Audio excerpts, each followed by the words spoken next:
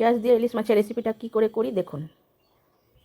দেখুন আমাদের ইলিশ মাছ কিনে নিয়ে এসছে। ইলিশ মাছগুলো আপনার কিনে নিয়ে এসছে, তো এত মাছে ডিম আছে কি মাছগুলো কেটে নিয়ে এসছে, কী করে ধুবো কিছু খুঁজে পাচ্ছি না।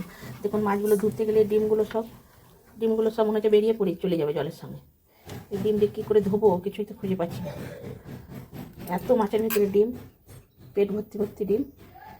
আমি আজ ইলিশ মাছ রান্না করার জন্য পেঁয়াজ, কাঁচা লঙ্কা আর 2 কোয়া রসুন আর সামান্য একটু আদা নিয়েছি। দেখি সবাই বলে আদা রসুন দিলে নাকি ইলিশের টেস্ট চলে যায়, তো রান্না করে খেয়ে দেখবো কীরকম লাগে। প্রায় দিয়ে দিয়েছি তেল, এবার দিয়ে দেবো ইলিশ মাছগুলো দিয়ে দেবো।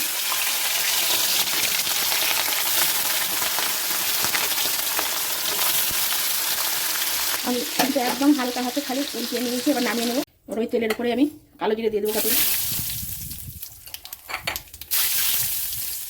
পেঁয়াজের পেস্টটা দিয়ে দেবো।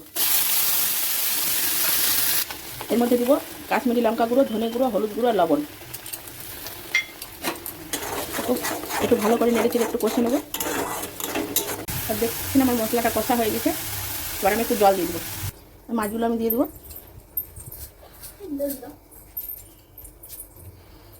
আমার কিন্তু হয়ে গেছে দেখুন ইলিশ মাছের রান্নাটা, আমি নামিয়ে নেব। ইলিশ মাছ পেট ভর্তি ডিম একদম রান্না আমার একদম রেডি।